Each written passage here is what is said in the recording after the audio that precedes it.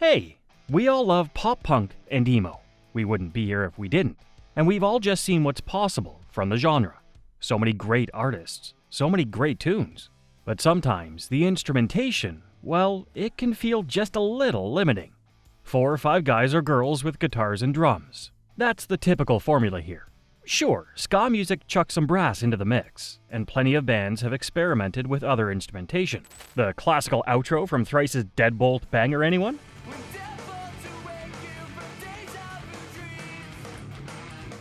But few bands have gone beyond this, taking another instrument and putting it front and center, building tunes around it, rather than just adding it as an afterthought. Enter Something Corporate, the band that ripped up the rulebook for what emotive pop punk had to be. This is how Something Corporate redefined emo and pop punk with a more diverse approach to instrumentation. And no, we're not talking about a trombone. Our story begins in the late 90s in Dana Point, California. Andrew McMahon and Brian Ireland are doing what kids do. They attend class, they talk about music, and they plan to start a band. Teaming up with Kevin Clutch Page, the friends form Left Here, a pop-punk band channeling the emotive, high-energy styles of the scene. They enter a battle of the bands and win. Awesome. Then they break up. But in September 1998, the boys are back for more. This time, they've got guitarist Josh Partington and Ruben Hernandez on their team, and they've got a new name. The fivesome are now known as Something Corporate, and they're ready to make waves. Something Corporate aren't just another emo pop-punk band. Sure, they love a bit of the Get Up Kids and Sunny Day Real Estate, but they love other stuff too. Stuff like Ben Folds 5, stuff like Billy Joel. You see, Andrew McMahon could sing, and he could play the piano too. By placing this instrument at the heart of the songwriting and performance process, Andrew and his bandmates found themselves free to explore new avenues and new textures with their music. You can really hear that on those early demos. While most emo bands of the time were focusing on raw-edged guitar riffs and vocal angst, Something Corporate were examining a different sort of vulnerability. There was still pop-punk energy and plenty of guitar, but this was tempered by delicate melody and sweeping emotional resonance. By 2000, the 5-piece were regularly playing shows around California, but there was one venue that kept on turning them down. This was Coach House, run by Gary Foldner. Something Corporate didn't have any records out there, so Foldner wasn't going to book them. Then, an interesting quirk of fate. Foldner saw the guys performing at another venue, and he knew he was witnessing something amazing. Not only did he decide to get behind the guys, he decided to fund their first record. Debut EP Ready, Break was released in November 2000. Whether you're a hardcore SC fan or more of a casual observer, you'll recognize the band's hallmarks on this first record. It's a rawer version of what was to come, but it's a defining statement from a band with a clear vision. And people really sat up and took notice. MCA and Drive-Thru snapped Something Corporate up, releasing the Audio Boxer EP in 2001. This record introduced the world to tracks like If You See Jordan and Punk Rock Princess, leading to an appearance on The Late Late Show. Things were really starting to get interesting. By the time Leaving Through the Window dropped in May 2002, Something Corporate were already the new favorite band for anyone in the know. That record, the band's debut LP, transformed SC from next big things to just plain old big things. The album went to #1 on the Billboard Heatseekers chart. Now, punk and emo kids across the country, even across the world, knew all about Something Corporate, and they were loving it. And not just punk and emo kids either. Something Corporate's piano-driven style and nods to epic balladry and cinematic songwriting were expanding the boundaries of the genre. People from all walks of life were getting on board with the 5-piece from California. The first single from the record was I Woke Up in a Car. This document of youthful exuberance showcases the smart and emotionally attuned side of SC's music, but proves the guys can write hooks too. Infectious and catchy, this was one of the tracks of fall 2002, as lush piano and pop-focused melody became part of the pop-punk and emo lexicon like never before. The following March, the guys launched Punk Rock Princess and If You See Jordan as singles, already firm fan favorites. These releases reinforced Something Corporate as masters of pop songcraft and emotional melodic rock. And then there's Konstantine. What do we know about Konstantine? Clocking in at over 9 minutes in length, this ain't your typical pop-punk emo track. Instead, it's a gorgeous epic in which McMahon's piano is pushed further into the foreground, along with his heartfelt vocal style. It doesn't appear on Leaving Through the Window. Already an hour long, I guess the record just didn't have space for it. Where it did appear, however, was in the band's live sets, and it resonated with audiences in a massive way.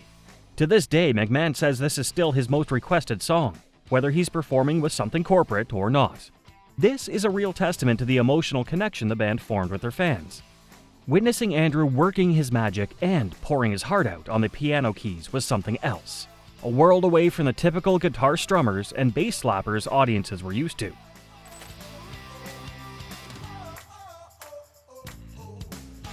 With 2004's North, Something Corporate were able to expand their horizons.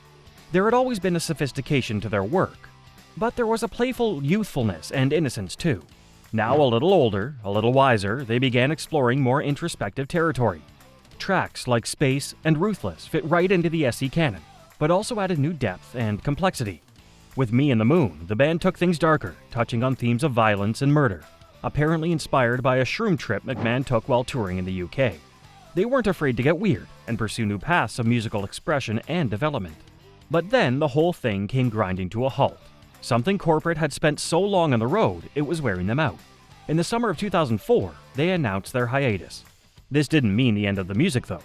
From this hiatus emerged Jack's Mannequin, Andrew's side project, which gave him the space and freedom to make his artistry shine. Something Corporate didn't stay gone for long. They toured in 2005 with friends Hidden in Plain View and The Academy Is. Meanwhile, Jack's Mannequin were putting together their debut record, Everything in Transit, released in August 2005. But what should have been a joyous time for McMahon quickly became a nightmare. On the very day Jack's Mannequin finished recording Everything in Transit, McMahon received devastating news. He was diagnosed with leukemia. Still only in his early 20s, mortality might not have been top of McMahon's mind. But his diagnosis changed that. It brought a whole new perspective to life and to the world around him. He fought the illness. Miraculously, his cancer went into remission, and Andrew was able to make a full recovery. But the physical and emotional shock of the illness changed his outlook forever. In the future, he vowed he'd set out to make a real difference, not simply providing great tunes for fans to vibe with, but supporting people in real need. With McMahon healthy again, Jack's Mannequin released another album. Something Corporate, on the other hand, did not. Those live dates had just been a temporary thing, and the band went back on hiatus. Despite this, their influence remained strong. Fans around the world never turned their backs on SC. They still played those old records, and if the guys wanted to reunite for a show, there were big crowds just waiting to come out and see them. In fact, SC weren't just world famous. They were bigger than that. In 2006, Leaving Through the Window track The Astronaut was picked by NASA as a wake-up call for the men and women in the Space Shuttle program. Lots of bands have success stories. Few have stories as cool as that.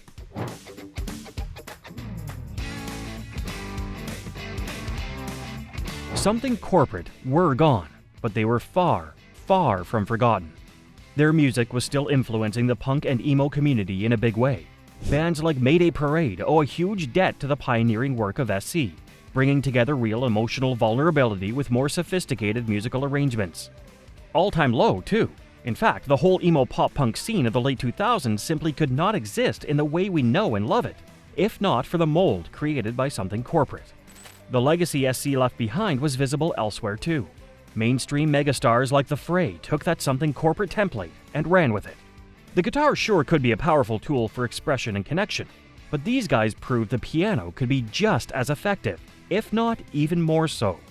2009 was a mixed year for Something Corporate fans. McMahon told the press in February that the band would be back, but tempered expectations by saying he just doesn't see Something Corporate releasing a full length with a tour in the classic sense. Next spring, McMahon made good on his word. Something Corporate were back together and playing live in Chicago and New Jersey. And there was more. A greatest hits record dropped in 2010, with a couple of unreleased tracks and new versions of older tunes. It was kind of a lifeline. A rubber ring tossed to fans eager for something, anything from their heroes. And that was basically that. The band went on hiatus again, and the next few years fell into a familiar pattern. They'd occasionally play a show, McMahon stayed busy with his other projects, and there were no new releases. One of the defining features of the last few years of Something Corporate has been the Dear Jack Foundation. The charitable organization, formed after McMahon's shocking diagnosis in 2005, helps adolescents and young adults suffering with cancer. Needless to say, it's a cause very dear to all the SC guys' hearts. Most of Something Corporate's more recent appearances have been benefits for the foundation, including the Holiday from Real Festival, held on a cruise ship sailing between Florida and the Bahamas.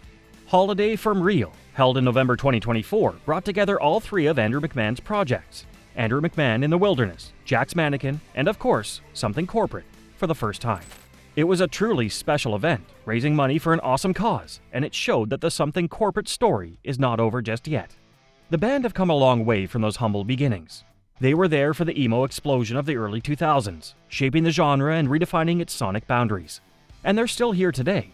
They might not have any new album in the pipeline, but they're still loving the music, still performing for fans, and still making a difference with their art.